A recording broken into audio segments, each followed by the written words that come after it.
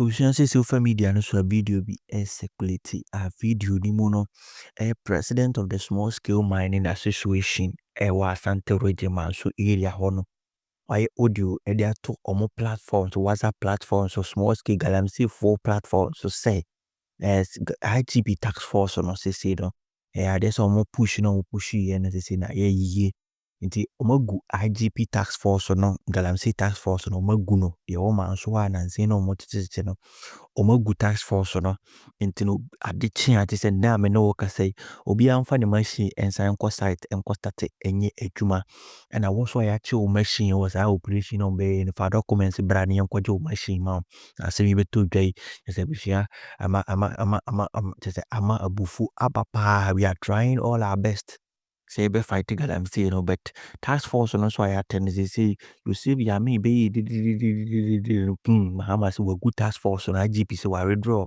and they say no the president is threatening say wo ho na wo ye adwuma na so bi e ba no so national security we hwan we dey task force a mo no ana say mo mfre no mra meti wo mo nko na sanse wo dey tu dwan na Dr. Zaato aba beka ho nsem a wo kire me say he Ghana ha say me say aban bi e wo opposition a and so we are seeing and so our solution to every problem.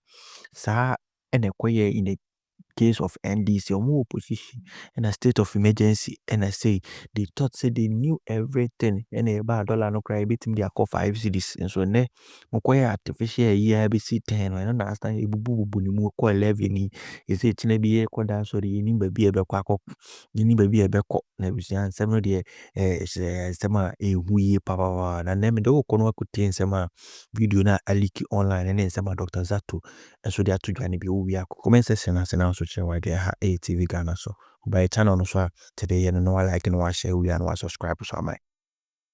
All of the tax force now have been recorded. So Biamra Accra. Nti wa nyame boa for mochine ko bi beba site also a tax force biamama yasunte nema yenchi sankofo no. I repeat, for mochina ekono IGP tax force no yeguno enyumre ya from ochina also be able to kotem 3 months we be omo bia no mfio. Timunshenko all the platforms are obia etem nkase me kojo pipra me say for mochina ko IGP tax force en exist bi yeguno bidobi biase sisi obia etumi ye n'adwuma na mu adwuma na ye no moma ye ne ye bidobi biase say ya fa wo machine so a come to the office with your document. Why ya fa wo machine bia no nyame bo ochida bra office with your document. Administrator no be wo o ba for a copy of o machine na ya fa no so bra na area yenhwe kwanya obia za beka ne machine bidobi biase mochina ko obia mfa ne machine ko site nkonko ye adwuma ya fa o machine so a ochida bra office o ba fa o document bra na yenji details no area na eji obia de amano bidobi biase. The chairman of the NDC, Johnson Aseri Nkatia, when he boldly declared that the whole concept of a state of emergency to fight Galamsey not on the table. He doesn't support it. Now, Honorable Johnson Aseri Nkatia doesn't just talk. When he's talking, he talks for the NDC boldly. When he's talking, he talks for the policymakers. That speech was serious because one, in fact, we were just mourning these gallant 8 heroes who died. The helicopter crash going to what? Fight Galamsey, going to look for solutions to end Galamsey. And then we were told that let's do something to honor them. The people even said let's ban Galamsey or let's ban all surface mining for a year in their honor. The people saying that for their sake and for their memory, let's delete or let's completely expunge the allies supporting the mining and then also what? Declare a state of emergency. These were voices. They seem to be a consensus, a convergence of ideas after the death of these people that this is the best thing we can do for their memory so that their deaths are not seen to be in vain. Mm-hmm. Only for the national chairman of the NDC to come and just pour cold water on it. Now, that doesn't disappoint me. He's a politician. That's what he wanted. But there were journalists all over this country who advocated for us to what? Declare state of emergency and expunge it. I didn't hear an uprising from them. There were unions. And in fact, there was labor union, the whole of labor, who stood up and said, no, we have to do this, threaten a nationwide strike to close down the whole country. Then they made 2 demands: declare state of emergency and also what? Remove the airline. I've not heard anything from labor unions, from National Labor. My own union, UTAC, we went on strike because of this.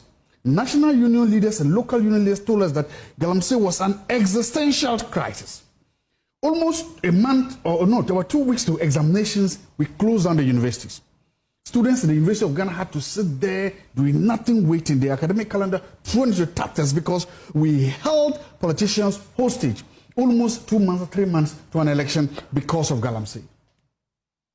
We did this, and we even made the politicians to sign a pledge. The pledge saying that they promised to do, among other things, expunge the LI and also declare a state of emergency. Today, UTAC is quiet. Today, labor unions is quiet. Even though the national chairman of the NDC is telling us that they are not going to do that. If you were a union leader, and if yesterday you stood firmly for us to use to declare a state of emergency, but today you have shifted your position, shame on you. Bow your head in shame. If you were a journalist, if you were a civil society organization, and yesterday you advocated strongly for us to declare a state of emergency, but today you've kept quiet, shame on you. Bow your head in shame. And I'm going to say this. If the NDC's noise about Galamsey is what made you to vote for them, you have been used by someone to get a job. It's time we are serious. It's time we go back to the basics. This idea of politicians deceiving us, telling lies, promising one thing when they were in a position, then to come into power, and then they refuse us is what makes us think that, or many people think that all politicians are liars. But why do Galamsey is an existential crisis. But why do you think that people took their decision against Galamsey based on politicians? Because exactly, that's what I'm saying. Look, before the elections, we saw something, and we are all here. Almost every journalist or media journalist had a gallon of Galamsey water on their table. Am I like? You saw it. Especially 4 months or 5 months to election. Almost every journalist that sat in front of a camera had a gallon of Galamsey water, some of them marked by the rivers, as a form of telling people what it is. Today, all the gallons and bottles of water have vanished. No, I'm not sure it was almost every journalist. It was specific reporters who were chasing the story, who brought it. That's what I said, almost. That, again, I agree. No, I agree. I'm not saying all. I'm saying almost. A good number of them. I saw them. Our viewers saw them. We saw them. They were there. What happened? Almost now, all of a sudden, not even. But we have not stopped fighting. We're always telling the story. I'm not saying a fight. I'm telling you about one particular story. I'm telling you that the story of what making it live. The story of putting the Galamsey water there because the visuals were powerful. The visuals made people see. They're like, oh my God, we can't believe that water is like this. All of a sudden, they've all disappeared. What, those journalists, when they have the rivers changed to white, have the rivers changed to their national color? No. And I'm saying those journalists are still fighting. Thank you. They are fighting a different way. I agree. Yes. One of them is Erastus Asare-Danko. He's he's a national hero. Look, when the former president was living, and he gave the national awards. I think that was the most deserving awards of all to give it to that man. He's still fighting. But I'm saying that some people have become complicit. Some people have become conveniently quiet. Some people have let this go. Meanwhile, is this still an existential crisis? Will it still kill us? The medical community and research is telling us that cancers and other things are still happening. We are not winning this war. Erastus Asare-Danko is somewhere in this house. He's telling us we are not winning this. We just saw the national organizer of the NDC at Equatia, again, telling everybody that nothing is going to happen. We saw him, we heard him. He said that, yes, Joseph Yamin, saying that the task force is extracting money from miners. It's only extra, but it's not being I've not seen it. I've seen it. Hold on. I've not seen it. For God and country. Sometimes if you look at political parties very well, there's a popular saying that they seems to be better, it's matter when they are in opposition, they are when they are in government. Political parties try to go back to their values and to their virtues and to their ideologies, mostly in opposition than in government. Because sometimes government, the day-to-day issues of statesmanship, of governing, box you down, and then it becomes kind of a muddling through. You are ruling from one day to another, you are ruling from crisis to crisis, and you deal them. There. So you want to see that. Secondly, Political parties are very vulnerable, or most vulnerable, when they engage in internal party elections. That is where you see how vulnerable they are. Because internal party elections are sometimes like a fight within a family, fighting among loved ones. So it can be very piercing, it can be very dangerous, and it's very, very, very, very vulnerable at that time. And so if you look at almost all the things that happen to political parties, sometimes, even whenever a political party breaks up or people leave to join, it happens as a result of internal elections. So political parties, so we must understand that it is. And it happens to all political parties. If you go back to our history, even with this current republic, I remember when President Jerry John Rawlings was living, then there was almost this funka, whatever fights, all things go on. And from that time up to date, whenever political parties lose power and then they are trying to restructure, some of these things happening. So there have been massive or major departures. In the case of the NDC, we could talk about the Obeda Samoa, the Nana Kono Dajima Rawlings, the Guzitanos. We've seen it happen. In the case of the NPP right now, biggest being Honorable Alan Chamante, we've seen happen. So these things have happened before, and they are also happening along all political lines. So let's just understand that political parties, if they ever needed prayers, I think it will be during their internal elections. Then secondly, you look at what the NPP has tried to do after they lost the elections. Data upon data and research upon research has told them that, and told Ghanaians, because if you read it, that a lot of NPP members felt disenfranchised and felt not included in the last election, and they stayed home. That's a fact.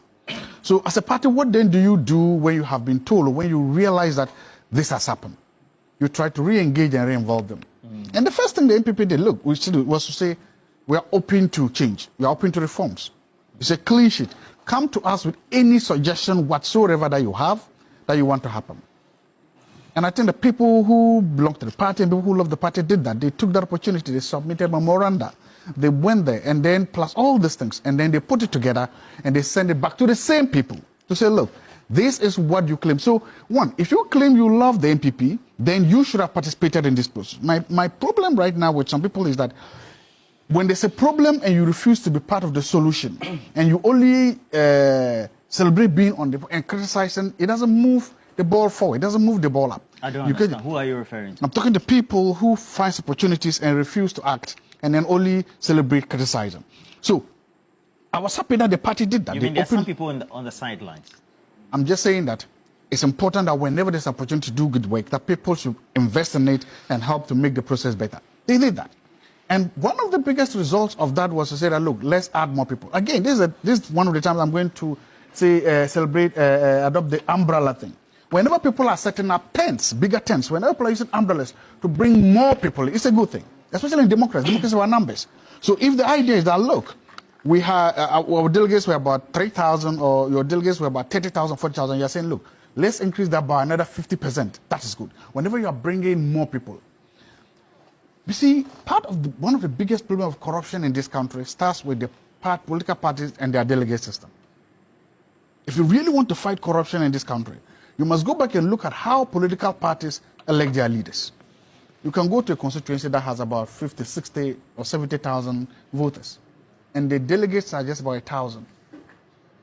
That means that eventually established candidates, well-resourced candidates, can easily, for want of a word, bribe their way through. That means that special interests can easily hijack some candidates and break their way through. When these delegates now win, the question is they have to pay back what they've done. So again, any political party that is opening up, that is expanding access, that is bringing in more people. I want to see a period where